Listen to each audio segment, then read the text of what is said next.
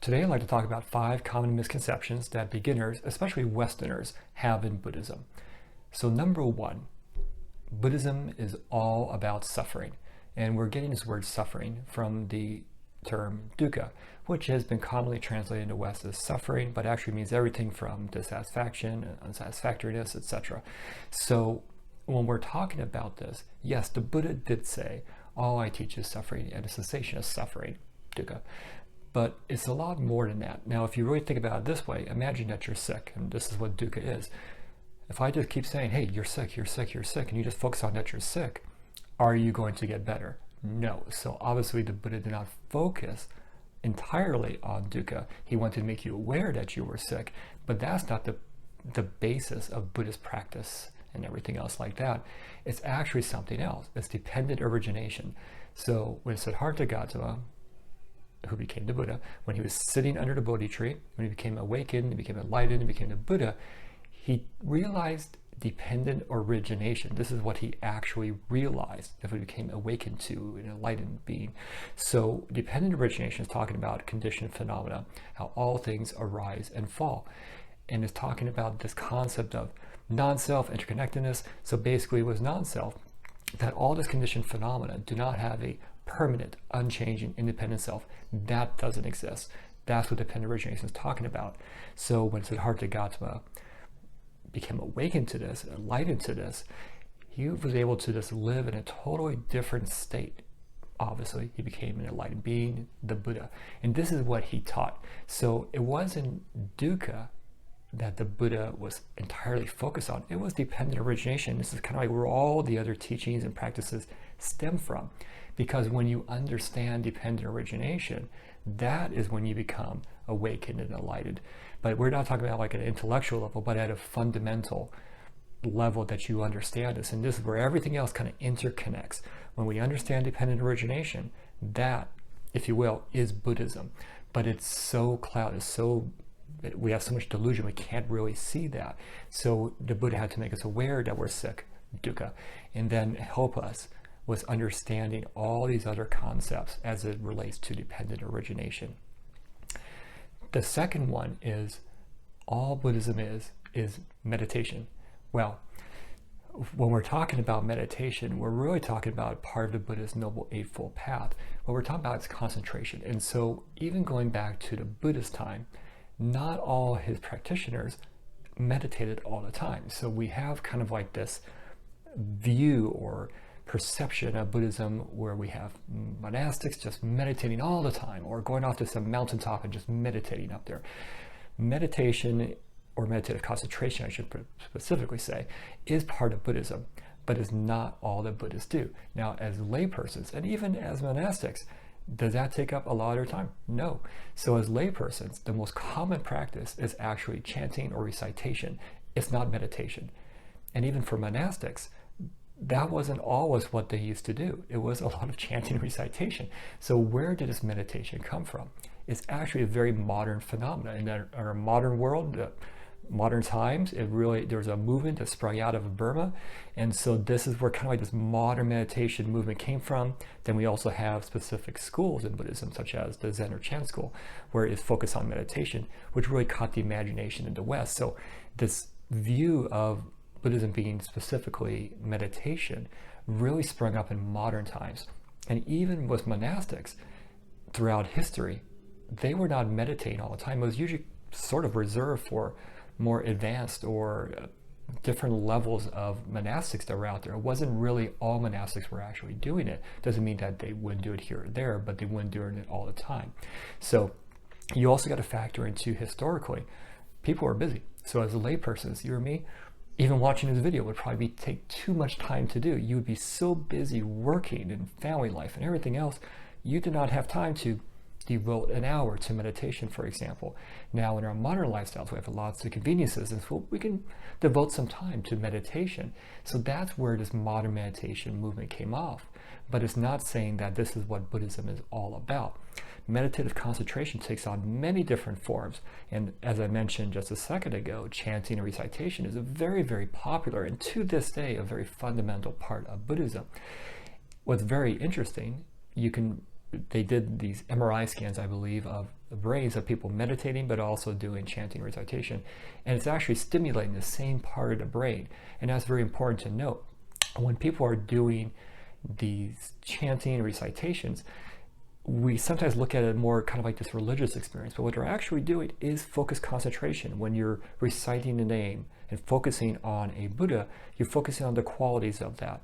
When you're doing chanting, you're maybe of a sutra, you're focusing on these wholesome, these meritorious parts of Buddhism. They're not unwholesome, they're regarding the scriptures, the sutras of Buddha, so it's all focused in that way. Third one, there's reincarnation Buddhism. What are you going to be reincarnated as? So this really came about, I would say, largely because of Tibetan Buddhism, which really caught the imagination of Westerners, especially with the Dalai Lama. So we got to really focus on what this actually means. Now, with Buddhism, there is no reincarnation. Is there rebirth? Yes, we do have rebirth in Buddhism, which is different than reincarnation. Now, some can argue, well, this is just nuance, it's actually the same thing. But as a Westerner, when I say reincarnation, probably immediately what you think of, what will I be reborn as? Or what was I in the past? So we kind of think of this continuous soul, self, ego, I, that continues on, this permanent. And Buddhism says there's no such thing as that. Buddha said there's no such thing as that. Now, we exist right now. We are a combination of 5 things called the 5 aggregates. And there's also this process called nama rupa, which is the connection of all that. But what we're talking about here is that right now we exist. You and me, we exist, absolutely. But when we die, we no longer exist. So when these conditioned phenomena, we are conditioned phenomena, right? We're going back to something I talked about earlier. We no longer exist. So what is taking rebirth? So if I don't continue on, why am I even practicing? Like, what's continued on is karma. So in Buddhism, what we're talking about with rebirth is karmic actions. And this is going to be the past impressions of them and future potentials of them. So you can kind of think about them as seeds or like what's kind of blossomed in the past. And they're all kind of connected. So there is this casual connection between all these prior existences. You can kind of think of like beads on a string. And so like the string right there is going to be all the karma and karmic actions, right? And the beads are going to be the different existences, right? So they're casually connected, but each of those beads is something totally different. So what we're looking at here and what we're practicing, a lot of laypersons, they're focusing on their conduct and morality because they're trying to generate these merits for a meritorious, a good rebirth, right? So it may sound also, well, what am I going to be? I need to do this for myself. And this is specifically what the Buddha said no to back in his day, because that was very much the belief that I need to do things for myself for a good reincarnation, if you will. He said, no, there's nothing for you to gain or be in the future. It's not you anymore. You are temporary. You are ever changing. You are interconnected. So believing that you're the opposite of that is the delusion. So creating these karmic actions are for these future existences. So it really stretches the mind to really think about that, because we have this very strong connected view of what we are. And so to try to say like, hey, that doesn't really exist permanently, and you're ever changing and you're interconnected to everything else, really is what we're trying to achieve inside the awakening inside Buddhism, because they're trying to awaken to that actual truth. And it's very, very challenging and tough for us to actually realize that. So in short, rebirth is a fundamental part of Buddhism, because it talks about what happens after we quote unquote die. We don't go into nothing, but it doesn't mean that we, as our current, like there's like inner thing that always exists, continues on. So it's really this, it's sort of like this, there's the consciousness inside Buddhism. There's a part of it that continues on, but we're talking about your actions. And this is very much why we talk about in Buddhism, and you'll hear plenty of teachers say this, it's going to be what you actually control, what you can actually continue on, is your actions. That is what you have control over. I don't have control over how I came into existence or necessarily, etc. I'm gonna die at one point in the future. So we're all gonna cease in its current form right now. We can't control these outcomes, but we can control our karmic actions, and that's what continues on in rebirth. So number 4, Buddhism is only for monastics, monks and nuns. And so this gets a lot of heavy play, I would say, with Westerners. Almost weekly, I will see some type of posting or comment, I'm going to go off and become a monk, or I'm going to do this, right? I'm going to go off to some monastery. And it's usually very much, younger people, like they're just maybe dissatisfied with maybe their current life, or they see this idealized and these preconceptions about Buddhism, especially monastics, are like, that's the lifestyle I want to do. I'm going to be away from the craziness of this world and everything else about it. I'm going to go and become a monastic. And they believe that maybe it'll be peaceful and whatever. They're not really seeing the true reality, and they may have zero experience with actual Buddhism besides what maybe they saw on social media, maybe some little quote or something like that. Or maybe they have a little taste of it, but they want to do that. So when it comes to Buddhism, laypersons make up the majority of Buddhists. It's not monastics. But yes, we have these two groups. So if you really think about it this way, a monastic, I'm talking about monks and nuns, they are actually giving up everything, going to this homeless life, if you will, being beggars, if you will, to really become these religious figures. And so they want to continue full throttle. They want to go right into this lifestyle to achieve awakening enlightenment. Will they achieve it or not? That's besides the point. They're trying to devote their entire lives to this. Now with that, first off, you're giving up everything to go into this, right? But also, people are like, well, it'll just be very peaceful. There's chores. There's lots of rules that go, what we call precepts in Buddhism, that go with monastics that do not go with a layperson. So a layperson is not a monastic. We roughly have 5, sometimes 8, or some other types of precepts we'll actually do. They're going to have hundreds.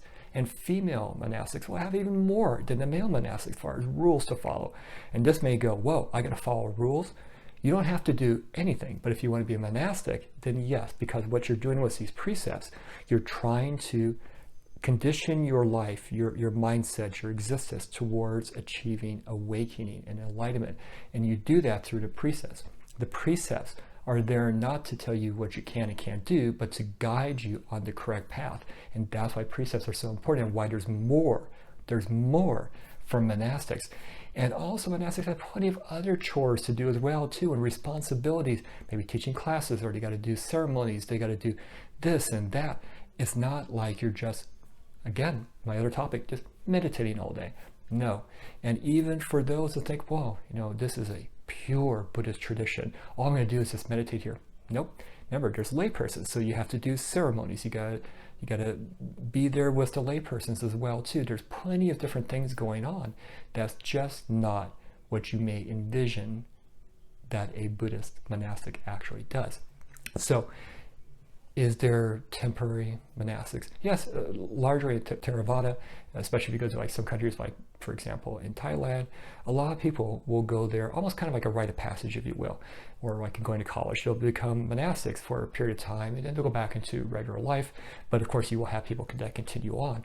But that was not necessarily the norm throughout Buddhism, and there's different variations, throughout all the different Buddhist countries.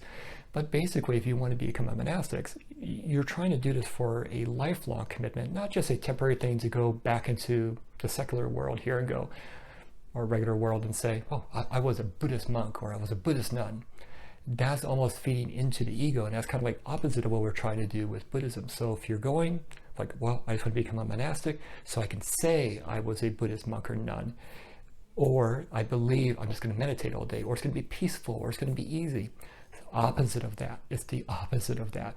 You're going into a very focused lifestyle. And for certain traditions, there's actually ordination ceremonies and everything else in schooling that results before you become an ordained monastic. So there's a lot that goes into this that a lot of people may not realize. The best bet you can actually do, be a good Buddhist layperson. Be a good Buddhist practitioner. Go to ceremonies, go to the classes, read, talk to the monastics, learn. Let's say after a while, you're maybe after a year or 2 years, 3 years, 5 years, 10 years, you're like, you know what, I want to take this to the next level. talk to the monastics about it. Like, this is what I want to do. What should I do next? There might be retreats, there might be different things that you can actually do to get a taste of that lifestyle. And we have that a lot as laypersons. We can go for short-term retreats where we can kind of be, if you will, live the monastic lifestyle. And that's a very good experience to do. And it's just a little snippet, a little part of your life. Just imagine doing that all the time in addition to other responsibilities you would have as well. And then let's talk about probably the biggest one. Buddhism is not a religion, it's a way of life. Okay, so Buddhism is absolutely a religion. Between 350 million to 600 million practitioners around the world are Buddhists. It's the fourth largest religion in the world. But as Westerners, a lot do not see it that way. They'll look at, okay, you got these Asian countries, they treat it as a religion, but I'm looking at it, no, the Buddha didn't say this needs to be a religion, or I see it this way, where he challenged this. I can take a very secular look at this. And so we really see this, honestly, mostly in Western countries where Buddhism is perceived as not a religion, but just a way of life or philosophy. Now, if you look at any type of religion out there, they're all going to basically have some type of philosophy inside there, and they're all kind of like a way of life as well, too. You really think about that. It's religions, that glue that really helps us as human beings kind of bind us together as far as our practice and everything else. Now, this can be, a lot of people will go, I absolutely disagree what you're going to talk about in this segment. That's perfectly okay, but Buddhism is a religion. And when I say that, you have to do one thing. Stop looking at it with Western eyes of what you assume a religion is. And for a lot of Westerners, religion means you have to have a God. And so Buddhism does not have a creator God. And so for them, they're like, oh, well, that's it. That makes it not a religion. So all these other things I'm seeing in Buddhism, it's just kind of like cultural, and there's these countries and laypersons, they're coming up with things. And so therefore, I don't need to treat it like that. I know better than people who have been practicing for 2,600 years. They're just adding on to what Buddhism really is. I've discovered a real Buddhism. And we also have Westerners who are trying to escape religion or organized religion, and they see Buddhism as a way to actually do that. So they're kind of saving it and say, well, I've discovered a real Buddhism. Buddhism developed, yes, there is cultural parts of Buddhism. If you actually take the time to really look at those practices and understand them, you can find a lot of great gems in there to actually understanding the Dharma, the Buddha's teachings. I would, early on in my Buddhist life, I would look at some culture ceremonies and traditions, and I'm like, why are we even doing this, or why are they doing that? It looks extremely religious. The more I understood it and asked about it, I'm like, that's pretty creative. It was a totally different view of like what was actually being done when I understood the reason why. So we have to really look at Buddhism in those lenses, that it's a religion in many different ways. There's life after death explanations inside there. We have a central figure, a teacher. We have practices and ceremonies. We have monastics. We have religious figures inside there that help us. There's temples. There's numerous different parts. I'm just covering just a few of them right here. There's numerous different parts that make Buddhism a religion. But when we start saying, well, it's not a religion, it's just a way of life, a philosophy, we're stripping away a lot of parts of Buddhism.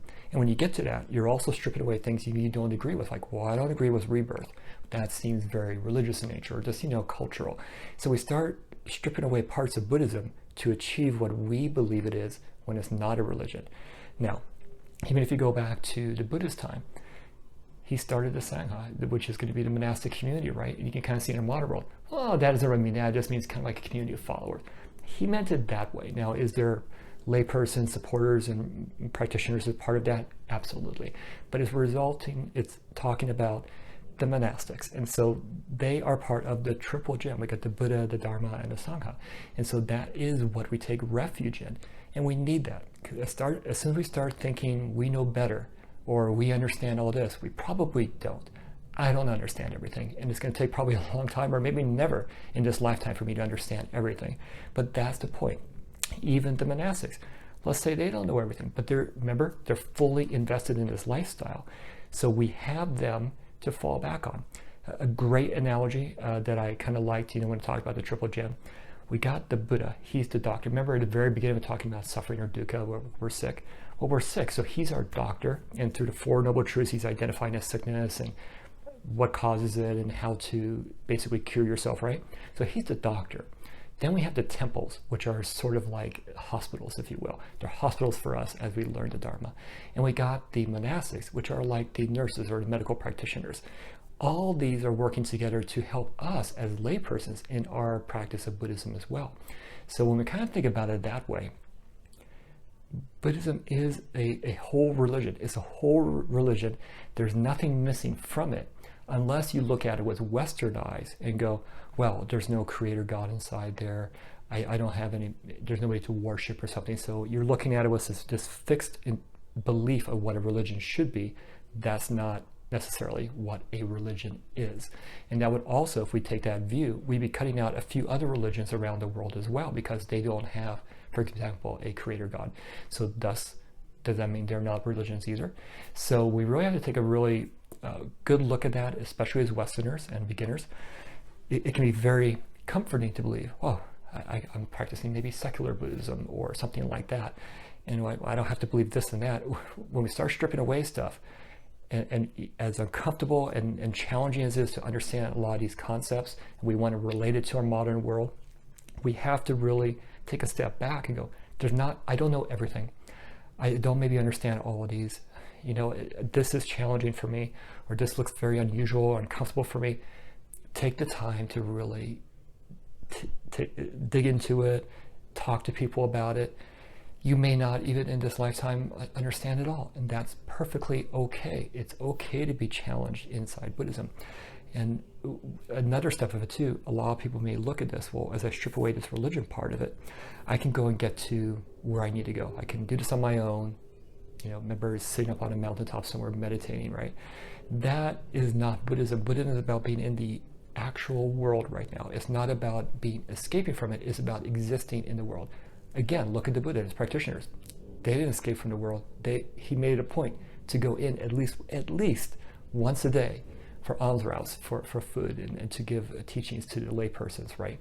So did he have to do that? Not necessarily. You know, he could have set up a structure where, you know, food could have been brought to him, but he made that a point. You have to interact in your world. So going alone is not the way to go. This is why we have the Buddhist religion, which includes the monastics, it includes our teacher, the Buddha, and it includes these temples and organizations, you know, around the world. But if you think about it, we also get something extra when it comes to this. Other patients. Other patients are in there at different levels. Imagine you have a grave sickness and you see this other person who's getting better. That's very reassuring to you. So these, what we call Dharma friends, you know, they're part of this journey with you, walking this Noble Eightfold Path. You experience them, you get to talk to them, and they help you on the journey. It's a complete religion. You may or still may not agree with me on this, but take a really a step back, take the ego out of it, take the intellectual out of it, which is going to be very challenging for a lot of us. We want to really relate black and white with things, but we have to take this in a different level where we can't strip away things from Buddhism. We have to understand why we have certain things and why we have different traditions and different practices and what that all means. And that can be very overwhelming as a new Buddhist or a Westerner. The biggest thing is open up your mind, open up your heart, open up, you know, let down your senses. It's okay that a lot of it's not going to make sense, like I mentioned a couple of times already. Take your time with it. And I'll talk more about Buddhism as a religion in another video. But so those are my 5 top things I think that there's misconceptions about inside Buddhism. Do you have any questions, or is there anything that maybe you believe inside Buddhism that you're wondering is a misconception, or is it right or wrong? Let me know in the comments below. I'd love to hear from you. Thank you.